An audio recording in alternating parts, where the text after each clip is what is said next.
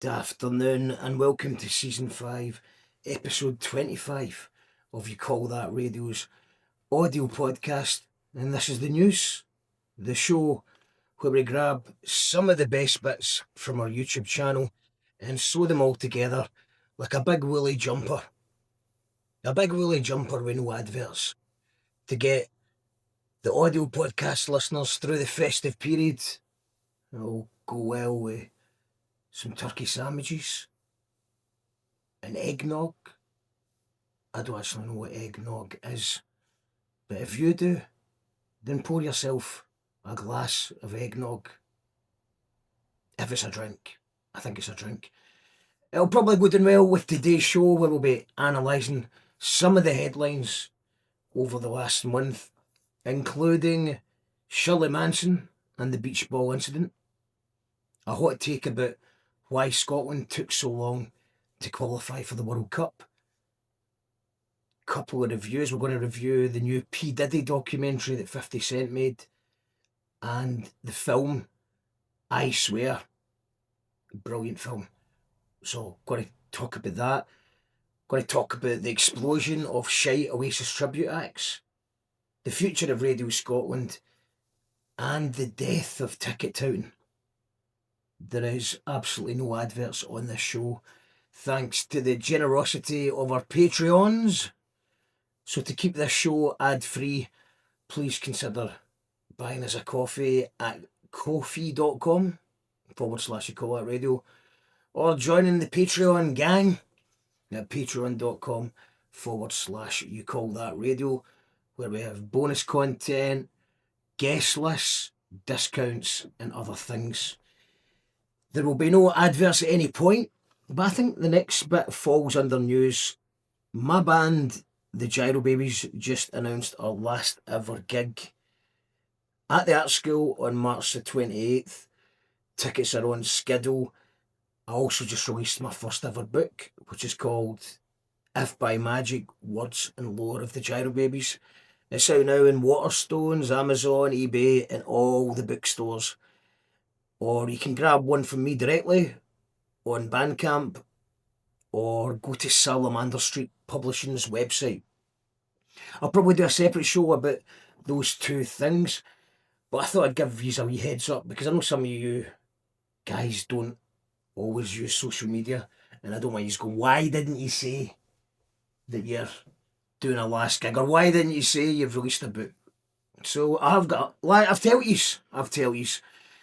But anyway, I hope Santa's good to you, and I hope you enjoy the show. This is the news. Radio. You call that radio? YCTR. I thought he threw a beach ball onto the stage, but he was just standing there. And then that happens. Oh shit. This is the news on You Call That Radio. So I've been asked by a Patreon for my thoughts on Shirley Manson and the beach ball incident. The person has asked to remain anonymous because, well, you know. So cheers, mystery Patreon. As long as you're alright. As a fan of Shirley Manson, let's just break it down. Let's go back to where it all began a few days ago in Australia. Like this, like it literally makes me want to fucking beg people to go over there and punch you in the face. Oh, you're getting rid of the balloon now? Yeah, you big fucking dudes. Wow, oh my god, you're so cool. It's just so fucking outrageously cool, I can't get over it. Wow. It's disrespectful, and musicians have had enough. And we're fed up of not getting fucking paid properly, and fed up of having to play for douchebags like you. You're a fucking middle-aged man in a fucking ridiculous hat, and you're a fucking fuckface. And I literally want to fucking ask people to punch you in the fucking face. But you know what? I'm a lady, so I won't. But if truly, violence is not the I answer. would love to send my crew over to fucking mess you up, but you know what? I won't, because I pity you, because you're a small man with a small dick. Good night, angel face. So my first thoughts were, it's a bit over the top, especially since I found out that the guy didn't throw a beach ball. I thought he threw the beach ball, but he was just standing there with a beach ball. But touring will drive you mad, and sometimes on stage you get into character and say things you don't really mean. It's nothing that an apology couldn't fix. She didn't apologise. Not yet, anyway. She doubled down with a tweet. It seems that beach balls genuinely do really piss her off, and she finds it disrespectful. I don't know if she's just doing a bit, if she's got shares in Big Beach Ball to sell beach balls. I don't know. It feels like I'm missing something. I've enjoyed many a show. Flaming Lips, Colin and Mustard, even Metallica have beach balls. And most festivals you go to, you'll see beach balls in the crowd, and I can't find the link between beach balls and Spotify. I don't find it. An insult to the music community. But I feel like we're missing something here. So, shout outs to Blunt Magazine. They actually spoke to the beach ball guy. So hopefully he can make it make sense. I did see in the video that we saw this morning where you were having a bit of a laugh, but it wasn't long after that it actually got a bit dark, and she actually spoke about whether she would entice the fans to potentially be violent on you, and then she talked about potentially the crew, getting her crew to come and mess you up or something like that. That's exactly what she said. At that moment, you must have felt a little bit of fear then, at least enough to sort of check your surroundings. How were you feeling? It was, yeah. I mean, I've been a hospitality worker for a very long time as well, good 20-odd years, and you sort of know big crowds and you're sort of scanning for trouble here and there. But when it happened, the second attack in a way was shock a little bit, and I felt hurt that one of my artists that I've loved for over 25, 30 years, seen numerous times, had just said that to me and singled me out and made me feel very small and a bit afraid, especially, I don't know how big a crew out that wanted to come and mess me up. Or the other part of this violence part that was scary was she trying to turn the crowd onto me. Was someone going to just blindside punch me? Yeah, that's not good. It's not good. The guy is called Gig Pig.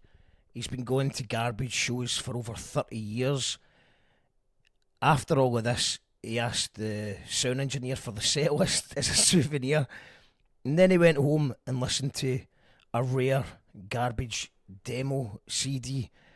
So he's a big fan, and he also said that he didn't want anyone to orchestrate a hate campaign, and he was still a fan. So he's definitely taking the higher ground. He seems like a likeable guy. He loves his music, and he was just seemed genuinely shocked. But he did say if anyone wants to maybe write Gig Pig on the back of a beach ball for the next gig. So we just like for the Good Things Festival tours over various cities in Australia. I think Tool play it. I think Weezer play it. So yeah, there's more to come. Had to be another gig, and Shirley Manson does address it once more as the crowd throw some beach balls in the air. Very impressive, and not only are they impressive, but they are very, very big. So the only thing that kind of shocks me a little is that there's been more fuss made about me offending beach balls than there has about 20,000 Palestinian kids. I would just like to remind you all what actually is important in this life. And maybe a beach ball brings you joy, and for that I apologise. If I upset you about your blessed beach balls, I humbly apologise. Interestingly, you might have heard that the Daily Mail cut the bit out where she was talking about the genocide of innocent Palestinian civilians, and she does make a good point in that. She has used her platform to speak for the people of Palestine. She's used her platform to speak out against Spotify and streaming culture in general. And she's right, there is more important things going on in the world. I also seen a clip of her sticking the finger up at the paparazzi at the airport, which is fine. Why, you're in the middle of travelling, you've had a bad week, and you're tired in an airport, and you've got some tabloid guy wanting to speak to you. That's fine to stick the finger up at them as well. So in conclusion, I think she was in the wrong. I think she realised she was in the wrong when she saw a flock of beach balls in the crowd. And she really needed to walk it back, because this is like the Barbra Streisand effect. If you keep saying you hate beach balls, then more people will turn up with beach balls. She shouldn't have threatened the guy with violence. I know she was joking, but she does have some obsessed fans who might have followed that up with a smack to the face of the beach ball guy. It's very strange. I'm still not convinced this isn't a PR stunt or somehow, because it doesn't make sense. We've not really got to the point that this is an insult. It's disrespectful to have a beach ball. It blows my mind. I don't get it. So she did a bad thing. She seemed to see the funny side in the end. Shout out to the Australian crowd for bringing their beach balls and taking the piss a little. That seems like a fair response. And fuck the Daily Mail and the likes for following around and editing out the part about the genocide of the Palestinian people. I now look forward to a festival next summer where you can get Garbage, the Flaming Lips, Colonel Mustard, and Metallica. Call it Beach Ball on the Beach or something. Someone make it happen. And overall, I don't mind rock stars acting like rock stars from time to time, even when they get it badly wrong. It keeps it interesting. The beach ball guy has forgiven her. Hopefully she will sign his beach ball next time they're in Australia, if they go back, which they might not. Who knows? But that's what I think. What do you think? And if you're a patron, if you call that radio, then let me know in the comments what I should cover next. This is the news. Bye. Radio. You call that radio? What you witnessed there was the tiredest man on the planet reacting to Scotland qualifying for the World Cup. I then instantly slept for 12 hours before waking up to check that it hadn't all been a dream. Things like that don't happen to us. We're supposed to squeeze through to the playoffs, then lose to a last-minute goal. It's been nearly 30 years. 1998 was the last time we made it to the World Cup finals. I remember it. I was a child, but I remember it. John Collins scored against Brazil by a penalty, if I remember rightly. And we were 1-0 up on the opening game of the World Cup. And it was some buzz. But I want to talk about this to you call that radio listeners, and for the audio podcast listeners, for the YouTube viewers. And I want to explain why it's bigger than football, because I know some of you either aren't Scottish or some of you are Scottish, but you don't give a shit about football. Well, growing up, our generation was treated to role models such as comedy drunk Rab C. Nesbitt, shady smack addicts and EastEnders, and occasionally a high-grade police detective that helped kind of perpetuate our dour and sometimes stingy stereotypes. The stereotypes were strong on television, always were, very rarely on television. And when we were on television, we were there to play a role with a weird accent.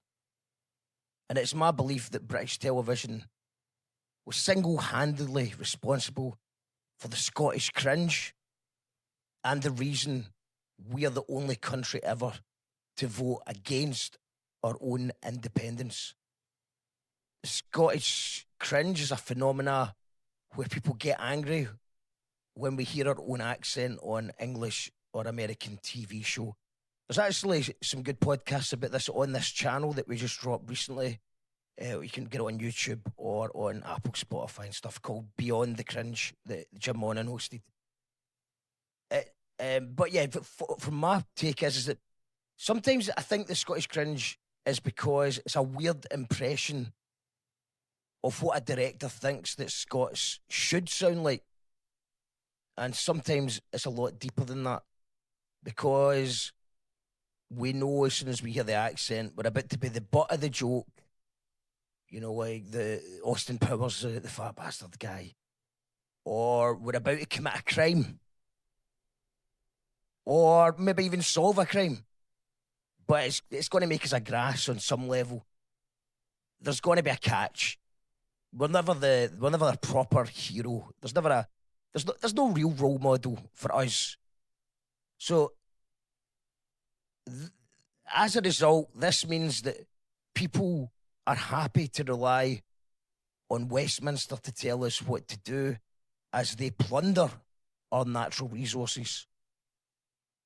Our language, our land, and our confidence is so low that we happily clip the wings off of anyone that starts to get ideas above their station. And I like that sometimes. This is a superpower. When it comes to some millionaire fanny who's showing off his fancy car, we're not going to allow that. But many times we stop our own friends from pursuing their dreams. You know, if they pick up a guitar and try to play one of their own songs, we say things like play Wonderwall. We bam everyone up who tries to do something different. Even using fancy words. Even speaking too loud or properly could get you into trouble. Meanwhile, at school and job interviews, you are told that you must speak properly. But in a scheme environment, it has zero advantages. So we're kind of stuck in this loop of self-loathing, a vicious cycle of shite. Now, I'm very well aware of the bread and circuses argument towards sports in general. And we could go on about that all day long. We're not going to get into that today. But you cannot deny that this country has received a boost this week. We don't normally score overhead kicks or chip Danish goalkeepers from the halfway line in the 97th minute. That is for the others. And now we have ideas above our stations again. There's a feeling. There's people putting money on it. Scotland to win the World Cup. The ideas are way above our stations. There's a feel-good factor. Travel bookings are spiking to USA, Mexico, Canada. I don't even think anyone knows where it's going to be yet exactly. There's a football shirt sales rise. And people all over the world are Googling Scotland and checking out the goals online. And I've never been to the United States. I have no plan to, considering its current states. I don't know a lot about Canada, apart from, I think I've got a third cousin that lives over there that maybe I should hit up. I do know a lot about Mexico, though, having lived there briefly. And I was really surprised that, you know, normally when you go to a European destination and you say, oh no, I'm not English, I'm Scottish, you get quite a good reaction to that. But in Mexico, people didn't really know what Scotland was. You know, even in Jordan, people knew Braveheart. In Mexico, it was a bit different. The only people who really understood Scotland in general, was middle-aged people who were into rave culture. So the reason for that is that train spotting was a massive underground success in Mexico in the late 90s, early 2000s, where the Marqueta sold VHS and DVDs of train spotting. It was very popular. So certain people were excited to hear I was from Scotland, but only a small niche, the hedonism niche, the people, late night raves and stuff like that. But in general, nobody really knew what Scotland is. And the World Cup is a big stage. And whether we win it or we get pumped in every game, this is an opportunity to remind the world that we exist and that we are not England. And I'm not a flag-waving patriot who's proud of just because I was born on a certain bit of land. But I love to see an underdog do good, and it's nice to see an underdog doing well with a similar accent from a similar place. And I'm passionate about the many overlooked Scottish artists, and I would like to move away from whatever the fuck Keir Starmer is doing politically as soon as possible. And that's before Nigel Farage takes over and turns it fully into a far-right fascist state. And to all my friends in England, only love for you guys. To all the English in Scotland, only love too. But it just feels like it's time to not do what Westminster tells us to do anymore. And I think a breakup would be good for everyone. We'd both hit the gym, get a haircut, get our nails did, and we can all stay pals, be good neighbours, and occasionally get a drink together. I just think that there is no authenticity, accountability, or creativity that can be generated properly in this toxic relationship. And as the dystopia descends, maybe a few goals can cheer everyone up and instill some belief in the youth, especially the amazing sports people that Scotland has that just seem to lose their way in their teens because the belief's not there. See, it's shite being Scottish, and it's not because we're the lowest of the low, it's because we're good enough to nearly be good. We aren't one of those teams that get beat 6-0 every game. Although we occasionally, admittedly, we do get beat 6-0 sometimes. We are good enough to think we could be good. They do say it's the hope that kills you, but let's just live our life with a hope in our hearts for a wee bit, because the alternative is horrifying. This is the news on You Call That Radio. If you enjoyed this, then you may enjoy our Patreon or YouTube membership even more. And finally, let me know in the comments what your prediction for Scotland in the World Cup is. And we'll come back to this video after we do well, and we can look back and see if you were right or not. So, you don't need to be too specific. You can vote, will we do well? Will we do okay? Or will we do shite? Vote below in the comments if you're watching it on YouTube. If you're listening to it on Spotify, you can vote as well. You call that radio? I just finished watching Sean Combs' The Reckoning on Netflix, so I thought I would just do a quick review about that. It's a documentary capturing the rise and fall of P. Diddy or Puffy or whatever you want to call the guy. It critiques him in depth for over 4 hours and 4 episodes. He's abusive, a shady businessman, and may allegedly have been involved in the death of 2 of the 90s biggest hip-hop superstars, Notorious B.I.G. and Tupac. Now, normally when someone as successful as this gets exposed, we need to try and separate the art from the artist. Well, the only good news is there is no artist here. He's a terrible rapper who used ghostwriters and ghost producers. He just got to the top, kind of by being in the right place at the right time, and by being a ruthless, soulless creature who was happy to rip off his friends. And that greed would be his downfall, as there's many moments captured by his own camera crew that he failed to pay. Despite boasting about being in the Billionaire Boys Club, he wouldn't pay some young camera people who were filming him right up until his court date. So the camera people owned the footage, and they've obviously sold it to 50 Cent for a very high price, I would assume. And the footage of him in hotel rooms just before he goes to court, and where he gets jailed for 50 months with time spent. And I know that without checking, because it was repeated on the screen 8 times throughout. He went to court and was jailed for 50 months with time spent 8 times at the beginning and the end of each episode. And every time I seen that, I could almost hear the trademark laugh from the executive producer that is 50 Cent. Now, you're probably already aware of that. The executive producer is rival hip-hop star 50 Cent, who's currently the happiest I've ever seen him.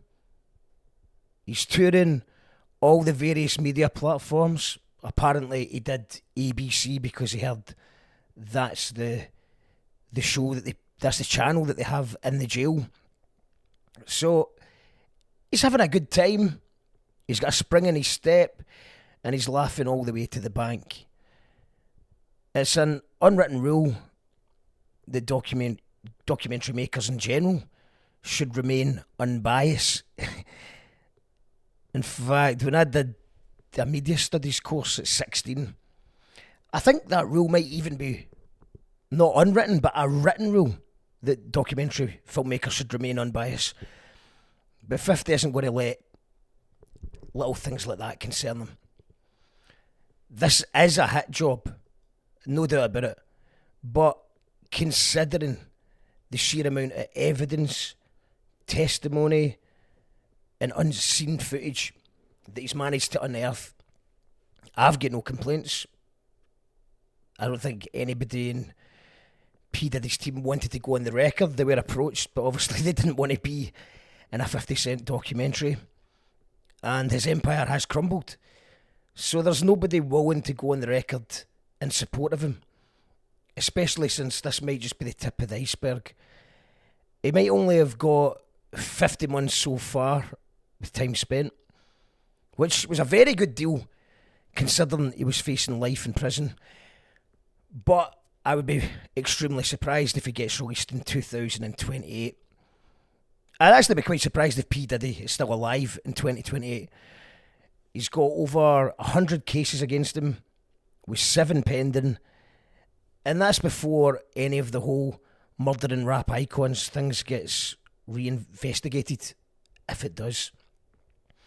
And not content with the brutal, and it is brutal, it's a brutal takedown of Diddy's reputation, 50 has also paid for the best lawyers for more people that are making accusations. He even made deals with Diddy's business partners. So there is very little, if any, business left for him to do in the chance that he does get out. In fact, the only way P. Diddy's going to get out of jail alive is if his old friend Donald Trump gives him a pardon, which he has said he is considering. But since the president is currently starting wars with his own allies in order to distract from the Epstein files, I think giving Diddy a pardon at this point in time would be bad optics, even for Trump. I suppose it'll boil down to if he's got enough money left to pay his way out, and if Trump can remain in power or alive long enough to get him out. Now, is 50 doing this for more morality, moral reasons? I don't know, but whatever it may be, 50 fell out with Diddy a long time ago. They fell out over a business deal involving 50 trying to take Mace from Bad Boy to G Unit. There's been rap beefs going way back to 1999 when 50 Cent included him in his song How to Rob. And it's just been going back and forth, mostly from 50 aimed at P. Diddy. But Diddy then went out with 50's baby mama as well. So 50 likes to, but for some reason 50 likes to point back to the time where Diddy offered to take him out shopping. That's his ground zero of their hate for each other. Whether that's true, I don't know. Whatever it may be, it might not be morality that's his end goal, but it has exposed a truly grotesque person and he's having the last laugh on his complete destruction. The full thing is completely biased, but his own camera footage from P. Diddy, his own camera crew, the footage they got is the real smoking gun in the room. Even if you were, for some reason, not to believe the countless victims, business partners, and colleagues who appear genuinely upset, recounting tales of being violated by this twisted demon, the footage of Diddy leaves him with nowhere to run. All he can do is pretend that he found God and try and buy his way out. And as someone who always claimed to have found God, I don't know if it works like that. Maybe he could say, no, I really found God this time. You know, there's a lot of Americans like that stuff. In fact, there's people in Britain that liking that stuff now as well. You do a bad thing, you get a lot of bad accusations, and then you say you found God. It is the right-wing grift. So, but I'd be very surprised. I don't see a music career. Maybe a reality TV show. Who knows? Who knows? Meanwhile, for 50, he's just continuing to ascend in the film world. So not only has he got revenge, but he's also enhanced his career. And he's loving every minute of it.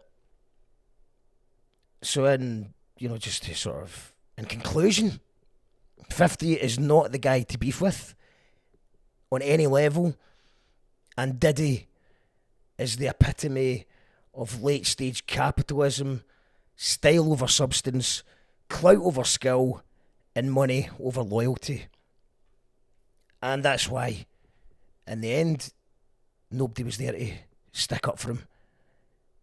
The way he danced out on stage after his friend was shot dead was always weird to me. I never got the fascination with Diddy. And it seemed weird at the time, but looking back, it's insane that nobody called that out. I know there's that argument, you know, Erica Kirk style, everyone grieves differently. But it's just weird that nobody found it strange. He had too much power back then, though. He had too much power. And now, he doesn't. Hell mend him. This is the news on You Call That Radio. Let me know in the comments what you thought about Sean Combs' The Reckoning. Bye! Yo, this is Charlie Tuna from Jurassic 5 live and direct here in Glasgow, Scotland, and You Call That Radio? It's been a while since we had a film review on YCT Radio, but let's do it. No spoilers. I'm just back from watching a Scottish movie on the big screen called I Swear, and it's the best film I've seen all year. It might actually be the only film I've seen this year, but that does not negate the fact that this is really something special. It's uncomfortable, it's funny, sad, happy. I think everyone came out the pictures with red eyes and a smile. What a documentation on the cruelty and ignorance of the human species, yet also an inspiring reflection on all the best parts of humanity as well. The story set in Galashiels, or Gala, as we call it. It's a town in the Scottish borders. I've actually had some really good times there. Mac Arts, shouts to Mac Arts. We played a couple of shows there before, and everyone's dead nice. But the true story, based on John Davidson, a guy with Tourette syndrome, which, if you don't know, that causes vocal tics and physical twitches. And many of you may have seen him before on a documentary or two that was really famous, at least in Scotland. I remember one around the turn of the century. I think there's been a few, but Google tells me that John's Not Mad came out in 1988. And I just watched an interview a couple of weeks ago with John where he says that he wants the film to raise awareness on Tourette's and it's undoubtedly going to raise awareness on a global scale, and it's going to pick up stacks of awards, and deservedly so. I think the last review I did was a Kneecap movie last year, and by then I told you go and see it. It will win awards, and this is no different. This is absolutely going to clean up if there's any justice. It does everything that a good film should do. It's going to educate you. It's going to make you laugh. It's going to make you cry. It's going to make you angry. And if you watch any interviews of John, then you can see how well Robert Aramayo plays him. And also shout outs to Scott Ellis Watson, who plays the younger version of John. Peter Mullen's incredible, as always. He plays the community centre worker. Maxine Peake as Dot is outstanding. And Heather Davidson, magnificent as well, as the complex mother character. Just all the acting's top notch throughout. Kirk Jones, director. Every scene seems so well put together. There's no filler. And it's just good to see Scotland on the big screen as well. Scotland very rarely gets the opportunity to make a film of this quality, and when it does, it's a beautiful thing to witness. No strange accents, no stereotypical cliches, no dumbing down the slang. It's we're used to, there's a thing called the Scottish cringe because we're not used to hearing the Scottish accent on television or on film. And when there is a Scottish accent on television or on a film, it's usually the alcoholic, drug addict, wife beater stereotype, or it's the police guy, a detective or something. So it's just, and then when they try and do something else, it's usually a sort of fake American West End accent so that people can understand it. But I feel like this film doesn't have any of those pitfalls. It's telling a very unique story, and yeah, it doesn't dumb it down at all. It's just real. It feels real because it is real. It's actually mad that this is all a true story. And as I say, sometimes truth is stranger than fiction. I don't want to do a big deep dive into it because I don't want to spoil anything about it. So no spoilers. I'll just leave it there. Go and watch the film, but prepare yourself for an emotional roller coaster. And let me know if you've seen it yet. I'd be interested to know what you think about it. But yeah, amazing. 5 stars from You Call That Radio for the film. I swear, magic. Well done, everybody involved, and yeah, well done, John. A remarkable man. Great stuff. Check it out. If you don't really know what's going on, there's a show that also doesn't know what's going on. Call that radio TV. You call that radio. Call that radio TV. You call that radio TV. I'm going to start a shite Oasis tribute band. And out of respect for Liam and Noel, I'm going to do my best to be really bad at it. I'm not here to compete. I don't want to steal the limelight. I don't really have the energy for a sold out world tour right now. And I think that level of fame's just no for me. It's not for me. So why do it then? Well, recently I came across an Instagram page about shite Oasis tribute bands. And it's called Shit Oasis Tribute Bands. And I can't stop watching it. I'm obsessed with it. And one day, I want my band, my shite Oasis tribute band, to be on that page. And this isn't a joke. This isn't a dig at anyone. This is me setting myself a realistic goal. And I think we can all be guilty of being a little bit too ambitious. And I don't see any problem with it at all. The only problem I've got is that the more I do it, I'll maybe start getting better at it. I don't want that. So I might just do it for one night only, just a shite Oasis band tribute act. The reason being is, when you watch the page, everybody's having fun on that stage, and they're probably getting paid more than my band. And people, people always say, "Oh, it must be fun to be in a band," or they think it's fun to be in a band, and it is fun to be in a band for a while. But if you enjoy being in a band, which you probably will, then you're going to spend more and more time on it, and then you start getting better at things. You get better at things when you repeat the process. So the more you do things, you get better at. Normally. Be a bit underwhelmed sometimes with all the effort you put in. So these days as well, you're expected to become a social media expert, a video editor, and you're investing money. You're just throwing money on merch, recording, rehearsal studios, on the assumption that you might get some of it back. So what's slowly happened is that you've just taken a fun hobby and it's turned into a job. In fact, it's a business, a small business. It's the music business, baby.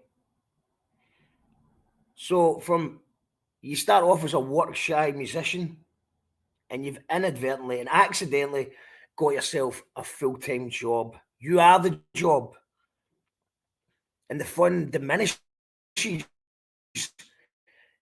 as you realise that you are in fact working, and you're not working for a lot of money. You wouldn't do any other job for these pitiful amounts. When you consider the anxiety, the stresses, just making yourself vulnerable in front of an audience, and making yourself a valid target for anyone who just doesn't like what you do. And then you look at the shite Oasis tribute acts, and these guys are having fun. Forget about the musical ability. Some are better than others. Just forget about that for a second. It doesn't really matter. They're skipping all the usual stuff, like having to build a fan base or writing songs. Probably not even much or any rehearsals, because everybody in the band, anyone that's going to join an Oasis tribute band, already knows the Oasis songs. So you just skipped all that and went straight to main stages and sold out venues. And all you really need to do is just come up with a pun. It doesn't even need to be a good pun. In fact, the best tribute acts or the worst tribute acts have the worst names. You just need to have a pun based on the band name or one of their song names or their album names. It's actually quite fun, even picking that name. It's just something that signals to the super fans that you're in town and you're going to be playing their favourite band's songs. And fans will turn up in their droves. They're going to turn up. They're going to sing along to every word you sing. The crowd is going to be singing back and showing love. It's like watching wrestling or something. They want to believe that you are Liam Gallagher. There might be drunk old guys in the pub that genuinely think you are Liam Gallagher. You might think that you're actually Liam Gallagher if you do it right. If you believe, you might believe that you're Liam Gallagher. And this is purely Oasis tribute acts I'm talking about. I'm not talking about the other tribute bands. I've seen some tribute acts that I like. I've seen some that I didn't like. Something special and really different about being in an Oasis tribute band. Maybe it's because Liam's iconic and everybody can do an impression or a version of an impression. Everyone can do a version of an impression of Liam Gallagher. The audience knows what you're trying to do, and who you're trying to be, the way you walk, what you wear, the way that you sing the words. So this is purely Oasis that I get this feeling that I would like to join an Oasis tribute band. So, yeah, just shout outs to all the shit Oasis tribute bands on Instagram for inspiring me to start my own shite Oasis tribute. No hate to anyone out there. There is no hate. This comes from a place of love. I feel love for it because I see that you're genuinely in the moment. You love it, you care for it, and you're probably making money from it without having to think too much. And I think that we could all just learn something from that. You don't need to start your own shit Oasis tribute band, but you could learn something about that. Work less, think less, have fun. Just walk on stage and pretend that you're a rock and roll star. And yeah, just dingy reality for a bit. There's got to be more. I think this that Instagram page is going to get bigger because I think there's going to be more and more and more and more and more and more and more Oasis tribute acts coming through. As Oasis gear up for a second world tour announcement, I think there's going to be a lot of them about. I've seen people just saying, does anyone want to start it? I've seen it. You've got a whole new generation, people discovering Oasis. But I just want to also point out that I'm not talking about bands that make music that sounds like Oasis or frontmen that try and copy Liam Gallagher. I don't like that shit. I still hate that shit. And, most small towns probably have a large percentage of people that want to sound like Oasis. They're making original music that rips off Oasis. I don't like that. I will never, ever like that. I'm talking about dressing up as Oasis and singing Oasis songs well or badly. It doesn't matter because the crowd will sing the rest of the songs anyway. It's about the atmosphere. You're creating the atmosphere. You're creating a big drunken sing-along. And I like that. But I don't like people that just copy the music. I'll never like that. That's shit. That is shite. So, yeah. I'm just purely talking about the true rip-off merchants. So I'm showing love to the true rip-off merchants, the ones that just do Oasis songs and only Oasis songs. And yeah, I just thought I would say that. And let me know in the comments if you actually would come and see me and a few friends, just for maybe one night only, maybe around about Christmas time. We'll just do a shite Oasis tribute night, and I promise we won't even practice. We'll just give it 110%. We'll just go for it, and we'll keep it biblical. Hope you all have a nice weekend and keep it biblical. And that's today's news. Like, subscribe, Patreon. You call that radio. You call that radio? This is the news on You Call That Radio. And today, we're talking about radio. There's a lot of things in this world getting worse. And sometimes it's deliberately managed decline. Other times it's incompetence. And it's usually obvious to me which is which. But with BBC Radio Scotland, it's making me wonder, is BBC Scotland trying to intentionally kill radio? Or are they just really good at making really bad decisions? If you haven't heard yet, they've axed Ian Anderson, Billy Sloan, Natasha Raskin-Sharp and Roddy Hart in a major schedule revamp to introduce a new late night easy listen programme with broader, more mainstream appeal to attract the younger audiences. This obviously sparked public backlash and concern for Scottish music culture. The changes driven partly by financial pressures and aim for passive listening and hits first. Oh, it sounds bad, doesn't it? I was actually going to cover this last week, but I assumed with all the online outrage, they would change their mind, just like BBC did previously by saving 6 Music. Now, there has been a small U-turn in the sense that Roddy Hart has been given a new mixtape show, but it's just enough to say, that they have been listening while not doing anything substantial about the bad decisions. So, easy listening, mainstream appeal, attracting younger audience, 3 red flags. Now, I agree that the station needs a radical overhaul, but they should be leaning into specialist programming and not trying to sound like every other radio station. I don't know if you've listened to radio recently, but it's not good. It's far from good. And understand that it's a challenging time for radio, since everyone has on-demand apps in their pockets that can play almost every song ever made in a heartbeat. But surely the way forward is to niche down and use all the resources at their disposal to create something engaging and entertaining and memorable.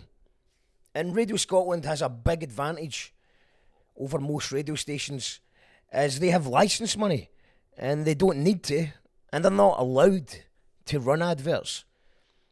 Now, just to clarify, you call that radio has no adverts by choice, but we have no budget, so it's not really the same thing. But the having no adverts thing gives them a competitive edge over most stations. I can't listen to radio stations with adverts. Nah, I can't do it. But I would listen to Radio Scotland if there was something good on. So, rather than pander to the lowest common denominator of music fan, they should be trying to attract true music fans who want to hear the next big thing, or they want to hear a deep cut from an old band that not many people have heard of. And by all means, throw some classics in there too. And, lean into the folk trad music, but also expand the horizons and play something a little bit more challenging. So rather than easy listening, let's go for challenging. Just dumbing down in general will be the final nail in the coffin for Radio Scotland as a platform. Young people aren't going to tune in to listen to a new Taylor Swift song on Radio Scotland.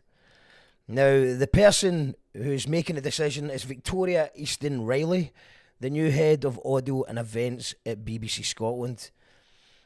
And first of all, I don't know this person, but the fact that she used to work for Absolute Radio, owned by Bauer, should be worrying enough.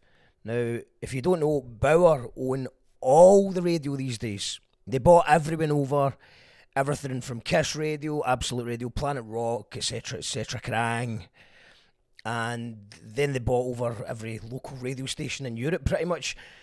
So for Scotland, that looks like things like Clyde One, Fourth One, MFR, North Sound, TFM. Now, have you listened to Clyde recently? I think she did work for the daytime Clyde programming as well. Now, Clyde is really bad. Sometimes taxi drivers inflict it on my ears. I always listen to Clyde not by choice, maybe when I'm getting my hair cut, maybe when I'm in a taxi, but it's never consensual. It's presenters with zero power, speaking in fake accents that I've never heard anyone say in real life. It's the same songs over and over again on a loop, interrupted every 5 minutes with really loud, fast, intrusive adverts. To me, it's pure torture. If there was a game show where you get 10 grand an hour to listen to it for 24 hours, I wouldn't last the first hour. In fact, I remember working in an office where I had to pretend that I needed a shite just because Robin Thicke's song, You Know You Want It, was getting its 20th spin of the day. Now, I don't like any song enough to listen to it on the hour every hour. It's a really bad way of doing radio. I do not call that radio. Not at all. Now, this woman's obviously got massive experience with Radio 1's Breakfast Show, Clyde Daytime Radio and Absolute Radio. And in that world, ratings are the name of the game. But not in Radio Scotland land. It's about creating unique programming and catering to a loyal base. You're not going to get young people starting to tune in by playing chart music. It's not going to work like that. All you're going to do is lose your middle-aged listeners who want to hear some folk music and stuff. If you want to attract a younger audience, then the best way to do that would be play the young bands that are coming through. Co-sign the underground acts. Carve a new target audience. You can't compete with every radio station on the planet. And why would you want to? You could make something that's unique to Scotland. And, you know, this podcast, if you're listening to the podcast or if you're listening to it on our YouTube channel, that was kind of designed as an alternative to the safe, dire, middle-of-the-road, offensive twaddle. Did I just say twaddle? I meant to say pish. That's me starting to think like a Clyde radio presenter. And on that note, let radio presenters swear. Let songs have a swear word. It's 2026. Bands should be able to say shit. They should be able to say the word shit on a song at 11 o'clock. It's okay the kids are not listening to Radio Scotland at 3 a.m. They should take a look at the diverse range of programming Sonny Govan hosts without any budget. And I love the way that Sonny Govan does it. You could have somebody in their 70s playing music from back in the day. You could have some hip hop. You could have anything can happen in Sonny Govan. So that's a radio station that I think Radio Scotland could learn from. And I mean, the only channel, the BBC radio that I listen to is Six Music. It can be really good, not always, but they're on the right path. And the only time I really listen to Radio Scotland's for the introduction show that Phoebe and Stephanie host. They take chances and play music based on merit and nothing else. And I love to see my friends, my peers get some airplay on FM radio. It gives them a boost and it introduces them to new fans as well. And, you know, my band, the Gyro Babies, has never been played in Radio Scotland ever, which is quite mad. But I also understand that we might not be the right sound for the station, so it doesn't bother me. In fact, my side project, Jackal Trades, got a play once on Radio Scotland, which was a shock to me. And that night, my friends Dougie and Tam heard my tune in a taxi coming back from a Barras gig, and they sent me a voice note of the song getting played on the radio and them kind of singing along. And that was a beautiful moment. See, I call that radio. That's radio. Scotland's got a rich history. By the way, the reason that I mentioned that the Gyro Babies hasn't been played in Radio Scotland, it's not because I'm pissed off. It's just to point out that I'm not moaning because my band's not getting played. My band doesn't get played anyway. It's not about that. It's I recognise that not every band's for every show.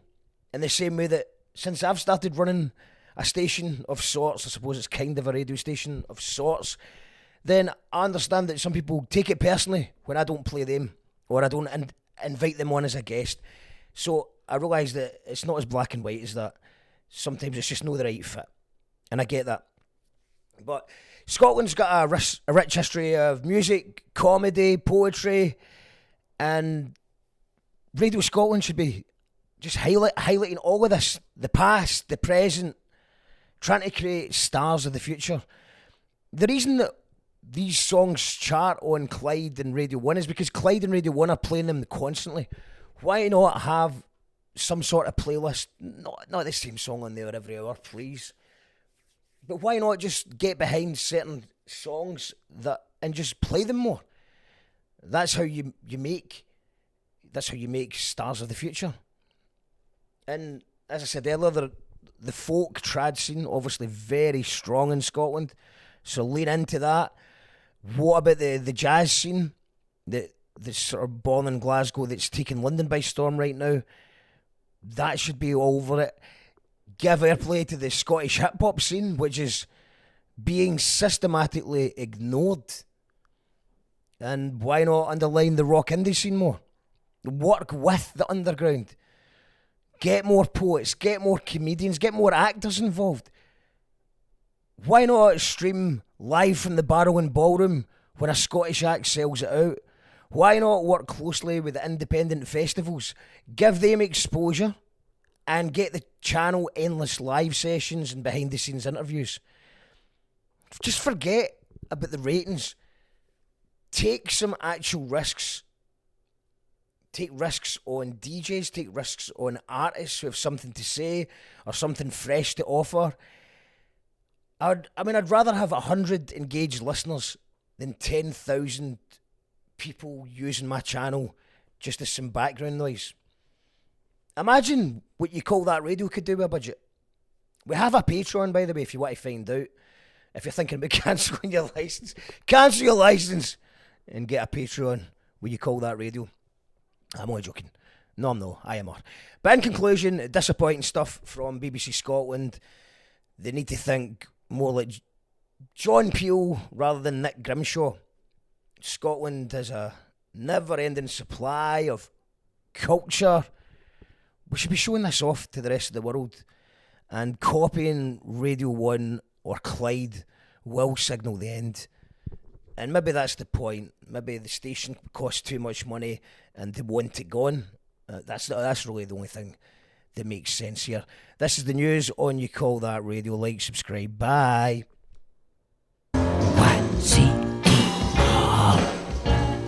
Has banned ticket touts or anyone for selling tickets for profit. And since then, ticket selling websites such as Viagogo and Hubstub have went into meltdown, crisis mode, and they're complaining and crying.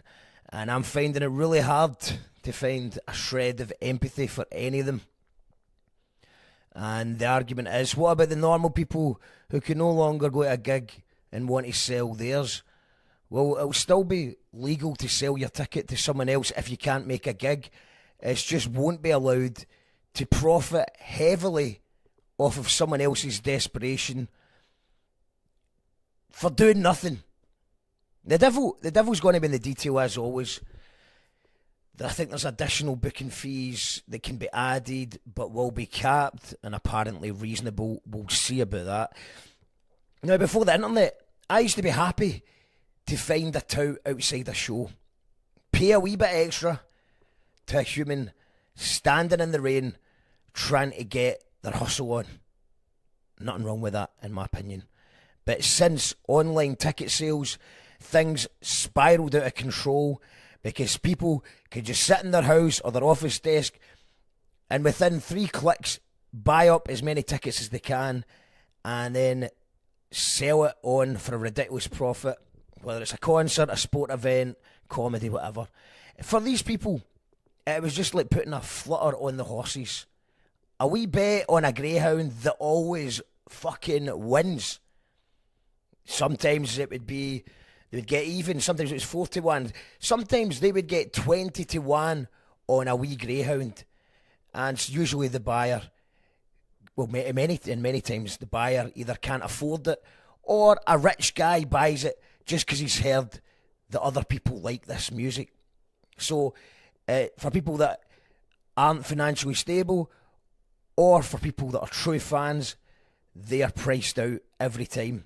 And then that was bad, but then it gets worse because the corporations got involved and started doing this on an industrial scale.